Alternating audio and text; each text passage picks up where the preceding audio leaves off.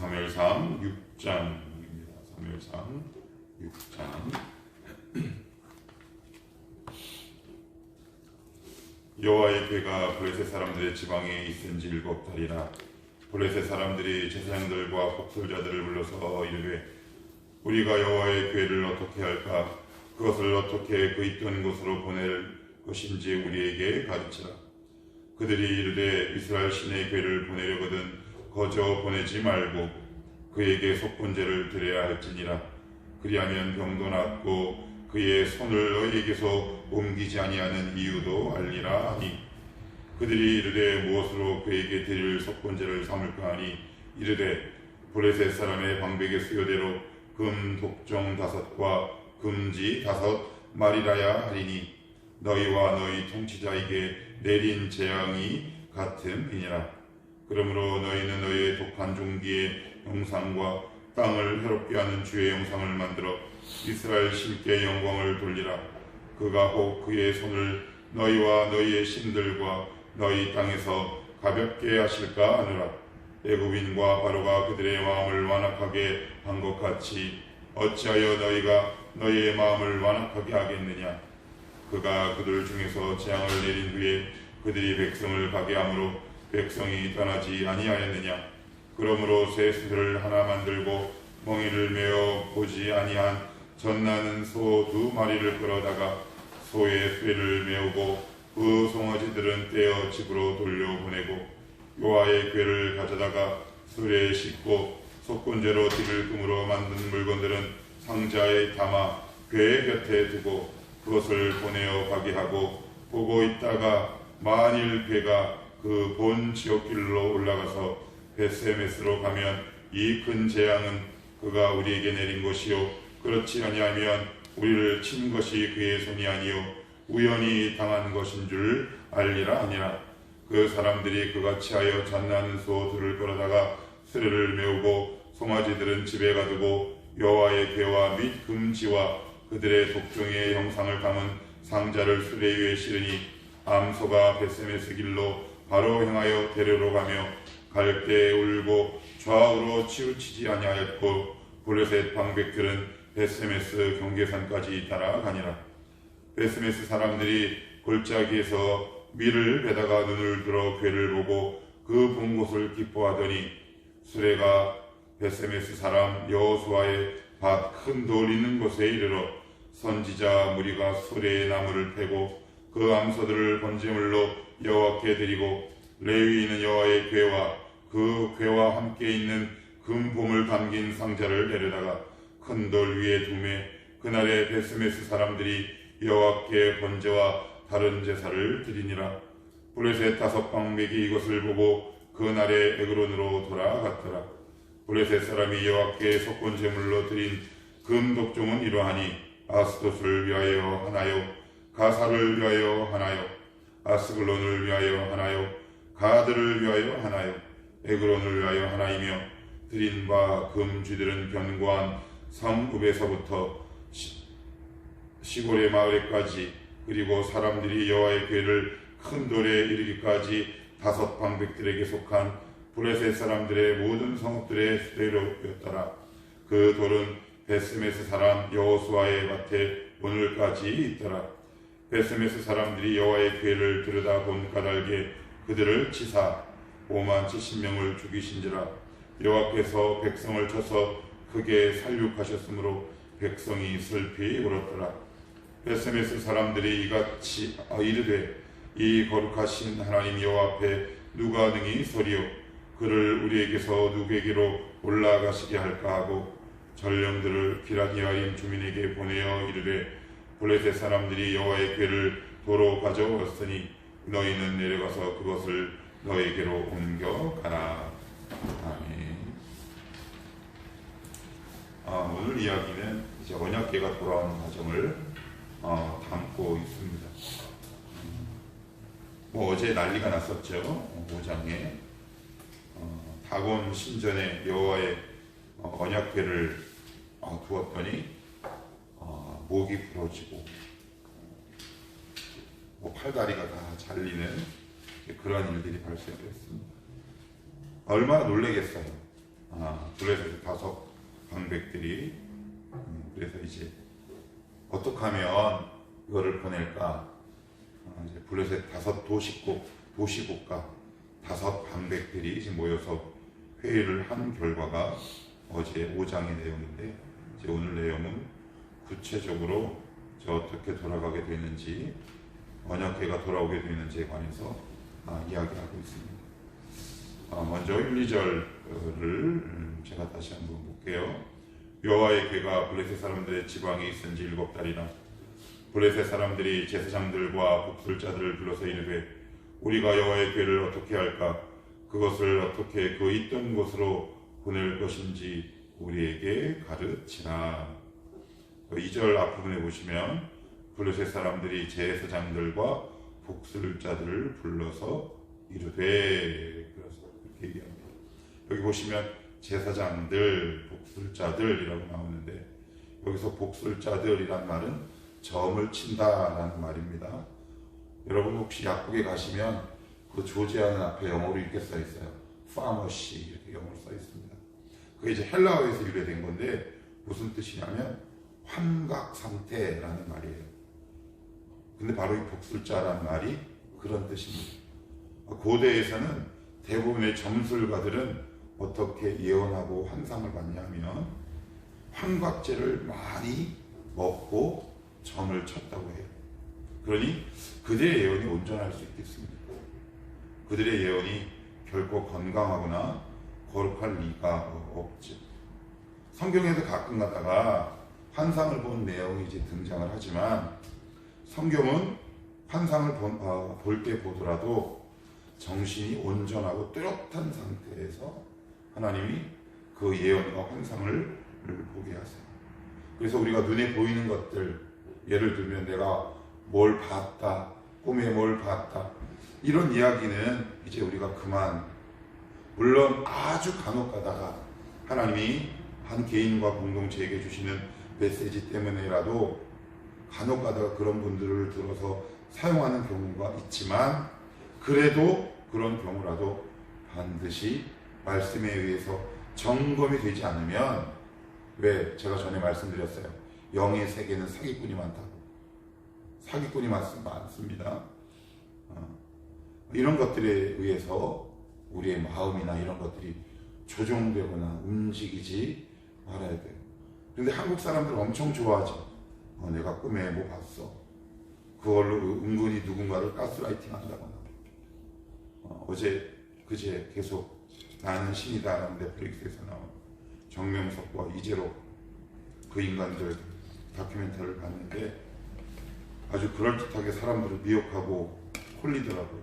끊임없이 나는 신령한 은사와 능력을 가지고 있다는 것을 교우들에게 주지시키고 주입시키죠. 갑자기 이야기를 왜 하냐면 조심하기 위해서. 그래서 여기서 복술자들, 점을 치는 사람들. 그런데 이 말의 원래 뜻은 환각 상태에 빠지다, 환각 상태에서 예언을 하다 라는 뜻을 가지고 있어요. 그러니 우리가 내가 무엇을 봤다 해도 말씀에 의해 점검받아야 하는 것이고, 누가 무엇을 봤다 해도 말씀에 의해서 점검을 받아야 한다. 그래서 여러분들 가끔 가다가 열심을 갖고 있는 사람들이 유튜브 동영상, 나는 지옥에 갔다 왔더니 담임 목사가 없었다, 이런 어떤 자극적 기도의 제목들을 썸네일 보고 쑥 들어가서 보게 되면 우리의 영혼은 거기에 계속 노출되게 마련이다. 그런데 그들은, 블레셋 다섯 방백들은 그 점성술사들, 점술가들, 점을 치는 사람들을 불렀다, 그렇게 얘기를 해요. 그럼 이제 대충 어떤 일이 벌어질지 짐작이 갑니다. 자, 3절, 그들이 이르되 이스라엘의 신을 궤를 보내려거든 거저 보내지 말고 그에게 속건제를 드려야 할지니라. 그리하면 병도 낫고 그의 손을 너희에게서 옮기지 아니하는 이유도 알리라. 어떻게 알아서 속건제를 드려야 할지. 민수기 3장, 5장, 6장에 보면 여호와의 성물에 관해서 죄를 범했을 때 속건제를 드려야 한다라는 것이 나와요. 근데 알았어, 이들이. 놀랍죠? 놀랍긴 뭐가 놀라워? 4절 보시면 같이 봐요. 시작. 그들이 이르되 무엇으로 그에게 드릴 속건제를 삼을까 하니 이르되 블레셋 사람의 방백의 수여대로 금 독종 5과 금쥐 5마리라 하리니 너희와 너희 통치자에게 내린 재앙이 같음이니라.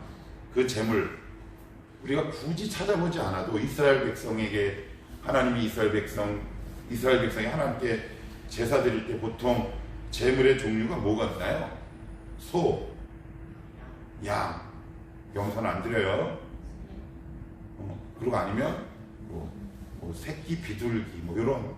근데 거의 대부분이 소 아니면 양이에요. 근데 오늘 보면 4절에 보면 뭐예요? 금, 독종 5과 뭐라고요? 금쥐래. 금쥐. 예. 이 당시 고대 근동에서 특별히 이 블레셋은 25개의 쥐신을 섬겼대요. 쥐가 많았대요. 엄청. 그래서 25개의 쥐신을 섬겼다고 그래요. 이게 참 이게 놀랍죠? 속건제는 맞아요. 그런데 속건제를 통해서 드리는 제물은 완전히 다르고 틀리죠. 그런데 하나님께서 이런 모든 과정을 왜 이렇게 낱낱이 기록하실까요? 이것을 생략해도 되는 거잖아요.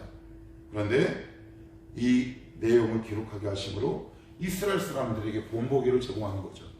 그들이 나에게 속건제를 드리고 드리는 제물이나 너희들이 나에게 드리는 것이나 매일반 다르지 않다라는 교훈적 메시지가 이 본문에 담겨 있는 거 아니겠습니까? 그러니까 이게 뭐예요? 이스라엘 공동체와 블레셋이 똑같아요. 뭐가 똑같습니까? 하나님을 아는데 띄엄띄엄 아는 거죠. 반만 알아요. 그래서 이 세상에서 가장 무서운 사람이 하나도 모르는 사람보다 부분을 전체로 알고 있는 사람이죠. 조각을 진리의 전부라고 알고 있는 사람이 제일 무섭고, 이런 사람들을 훈련시키는 게 제일 힘들고, 어설프게 말씀을 알고 있는 사람을 훈련시키는 게 가장 어렵습니다. 신학생을 훈련시키는 것이 가장 어렵고, 모태신앙을 훈련시키는 것이 가장 어렵습니다. 왜 그래요? 일부분은 맞거든요. 단편적인 부분을 우기는 거예요. 여기 성경에 나왔잖아요. 예, 속건제 맞지요? 예, 그런데 그 드린 내용이 틀리지요. 완전히 다릅니다. 집에 가서 한번 여러분 읽어보십시오. 완전히 드린 그 제물의 내용이 달라요. 왜 하나님께서 이 본문을 여기에 삭제하거나 축소하지 않고 있는 그대로 적게 하시고 남기신 이유가 과연 뭐겠습니까? 이스라엘 공동체와 블레셋이 드리는 이 모든 제사와 예배가 별 차이가 없는 이유겠죠. 그래서 우리도 굉장히 조심해야 하고 겸손해야 돼요. 반만 아는 사람이 되는 것이 아니라 온전히 아는 사람이 되어야죠. 일부분만 아는 지식을 가지고 내가 모든 것을 아는 것처럼 행동하는 것이 아니라 끊임없이 배우고 자라가야 한다. 5절에도 보시면 그러므로 너희는 너희의 독한 종기의 형상과 땅을 해롭게 하는 주의 형상을 만들어 이스라엘 신께 영광을 돌리라. 그가 혹 그의 손을 너희와 너희의 신들과 너희 땅에서 가볍게 하실까 하노라. 그래요. 참 놀라운 내용이 적혀져 있습니다. 이제 그리고 나서는 이제 어떻게 하느냐. 7절 보시면 그러므로 새 수레를 하나 만들고 멍에를 메어보지 아니한 젖나는 소 2마리를 끌어다가 소의 수레를 메우고 그 송아지들은 떼어 집으로 돌려보내고 여호와의 궤를 가져다가 수레에 싣고 속건제로 드릴 금으로 만든 물건들은 상자에 담아 궤 곁에 두고 그것을 보내어 가게 하고, 보고 있다가 만일 궤가 그 본 지역 길로 올라가서 벳세메스로 가면 아주 사악한 행동이에요. 이게 무슨 얘기일까요? 뭐가 사악하다는 얘기예요? 원래 여호와의 법궤는 수레에 실으면 안 돼요. 반드시 레위 고앗 자손이 어깨에 메고 가야 합니다. 근데 그들은 모르죠. 당연히 그럴 수 있어요. 그러면 이제 수레를 만들고 그 앞에 소가 수레를 끌어요. 그것까지는 가능해요. 그런데 왜 그들이 악하고 사악하냐면, 여기 보시면 7절에 보시면 수레를 하나 만들고 뭐라고요? 멍에 이게 무슨 얘기예요? 말로 따지면 야생마라는 얘기예요. 그러면 똑바로 갈까요? 난리를 피울까요? 이게 사악한 의도가 담겨져 있는 거죠. 그리고 멍에를 한 번도 메어보지 못한 암소 2마리가 있고, 그리고 더군다나 새끼도 있어. 그러면 이 소가 제대로 가겠습니까? 제대로 갈 리가 없죠. 그런데 이 소 2마리가 그대로 갑니다. 12절 한번 봅시다. 12절 시작. 암소가 벳세메스 길로 행하여 대대로 가매 그때 울고 좌우로 치우치지 아니하였고 블레셋 방백들은 벳세메스 경계선까지 따라가니라. 이게 굉장히 놀라운 일이 벌어져요. 그래서 제가 한번 차근차근 얘기 한번 해볼게요. 첫째 7절에 의하면 이 암소들은 젖먹이 새끼가 있어요. 도저히 멍에를 맬 수 없는 거죠. 멍에를 맬 수 없는 이유가 확실하죠. 그리고 한 번도 멍에를 메어보지 않았어요. 훈련받지 않았다는 말이에요. 그리고 대로가 아니라 오프로드에 한 번도 지나지 않은 길이에요. 그러니 이게 그 소들이 갈 수도 없고 언약궤가 술에서 떨어질 확률도 많지. 그리고 소 2마리가 갈 때 가더라도 2마리 다 한 번도 멍에를 메어보지 않았으니 각기 제 길로 이렇게 가지 않겠습니까? 그런데 무슨 영문인지 이 소 2마리는 대로까지 그대로 가요. 물론 여기서 하나님이 역사하셨다, 여호와께서 역사하셨다라는 말은 나와 있진 않지만 이게 참 놀라운 것 같아요. 암소에 멍에를 매지 아니할 이유와 핑계가 너무 많지. 헌신하지 않아야 할 이유와 핑계는 우리에게는 차고 넘쳐요. 우리가 하나님 앞에 늘 핑계 대는 게 있어요. 그런데 그 이유와 핑계가 되게 그럴듯해요. 그래서 저도 속아요. 저 아이에게 젖 먹여야 돼. 맞지요? 네. 한 번도 멍에를 메어보지 않았어요. 맞아요. 한 번도 이 길을 가보지 않았어요. 맞아요. 그런데 하나님이 그 암소 2마리를 딱 붙들고 계시니까 새끼가 있어도 여러 가지 열악한 여건과 환경이었음에도 불구하고 그 암소는 자기들의 사명을 마무리하고 그의 그 소의 인생은 아니고 뭐라고 하면 좋을까요? 하여튼 사명을 마치게 됩니다. 블레셋 사람, 그 다음에 소 2마리, 그 다음에 이스라엘. 이렇게 입체적으로 하나님께서 오늘 본문을 통해 보여주심으로 아마 이스라엘에게 교훈하시는 것 같아요. 너희들 이렇게 나를 섬길 수 있겠느냐? 거기에 대한 답은 우리가 하나님 앞에 올려드려야 하지 않을까 싶고요. 마지막으로 19절 같이 한번 봅시다. 자, 시작. 벳세메스 사람들이 여호와의 궤를 들여다본 까닭에 그들을 치사 5만 70명을 죽이신지라. 여호와께서 백성을 쳐서 크게 살육하셨으므로 백성이 슬피 울었다라. 여기 보시면 벳세메스 사람들이 누구예요? 이스라엘 사람들이에요. 이스라엘 사람들. 그런데 민수기 4장 20절에 보면 이런 말씀이 있어요. 너희가 성물을 보게 될 때에는 반드시 죽게 되리라. 율법에 딱 써 있어요. 이스라엘 백성들 이거 모를까요? 알죠. 그래서 법궤를 열어봅니다. 이 법궤 안에 있는 이 3가지는 대제사장도 보면 죽어요. 그런데 호기심 때문에 열어봅니다. 우리 주님은 호기심의 대상이 아니에요. 우리 주님은 창조주요 찬양과 경배의 대상입니다. 하나님 결코 우리의 호기심을 충족시켜주시는 분이 아니에요. 우리 가운데 다양한 호기심이 있을 수 있죠. 인간의 호기심이 얼마나 다양한지 모릅니다. 그것이 우리가 갖고 있는 질문과 호기심도 성서적이어야 해요. 성서 안에서 질문할 수 있어야 합니다. 그렇지 않으면 우리 인간은 타락하고 부패해서 내가 갖고 있는 호기심과 질문 때문에 내가 타락해버려요. 무슨 얘기냐? 내가 갖고 있는 호기심과 질문을 온당하고 타당하게 여기기 시작해요. 그래서 성경 안에 이 내용이 없네? 이렇게 결단하고 결정 내리게 되죠. 그래서 이단의 길로 빠지게 되는 경우도 역시 마찬가지예요. 그래서 개혁교회에 있어서 개혁신학자들은 성경을 해석할 때 이렇게 해석했어요. 성경이 멈추라는 곳에서 멈추고 성경이 가라는 곳에서 간다. 그것이 개혁신학자의 성경 해석의 원리요 논리이더라고요. 그러니까 우리 안에 여러 가지 호기심이 일어날 수 있습니다. 목사님 이런 건 뭐예요? 그건 얼마든지 저에게 물어보셔도 좋아요. 그렇지만 그 질문과 호기심도 성서 안에서 하는 질문이어야 해요. 그래서 내가 안고 있는 호기심과 질문이 그것이 성경이 대답하지 않는다고 해서 내가 이상하게 생각할 이유가 하나도 없다. 엉뚱한 질문을 하는 사람들이 너무 많아. 왜 하나님은 창세 이전에 무엇을 하고 계셨냐?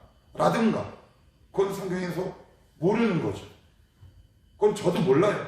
왜? 알 필요도 없고 알 이유도 없기 때문에 너무나 많이 있습니다. 그런데 오늘 베세메스 사람들은 그 금기를 넘어서 버린 거죠. 하나님을 단순히 호기심의 대상으로 생각했어요. 우리에게 주는 주님의 메시지가 크죠. 나는 너희들이 호기심 삼아 섬길 수 있는 대상이 아니다. 나는 너희를 만든 창조주요. 온 우주를 통치하는 만군의 여호와인데 너희의 호기심의 대상이 될 수 있겠느냐. 우리 주님은 찬양과 경배와 예배의 대상이죠. 우리가 이 사실을 바르게 할 때 내가 안고 있는 쓸데없는 호기심이 해결되지 않는다 해도 우리 주님의 영광에는 조금도 변함이 없다. 그래서 이렇게 아침에 기도하고 결단할 수 있으면 좋을 것 같아요. 하나님, 혹여라도 내가 호기심으로라도 주님을 섬기는 일이 없도록 하옵소서. 쓸데없는 호기심, 건강한 호기심, 성서적인 호기심은 성경은 100% 지지 않으니까 괜찮고요. 거기에 갇혀있지 않도록 하나님 저를 지혜 있게 하옵소서. 이상하게 꼭 그런 사람들의 특징이 있어요. 성서적이지 않은 호기심을 갖고 있는 아이들의 특징이 뭐냐면 자기를 지혜롭다고 생각해요. 그런데 그러한 호기심을 갖고 있는 사람을 성경은 어떻게 얘기하느냐? 잠언서에 보면 우매하다라고 이야기를 합니다. 아무튼 하나님은 우리의 호기심을 충족시켜 주시는 분이 아니라 우리의 경배와 찬양과 예배의 대상이시다.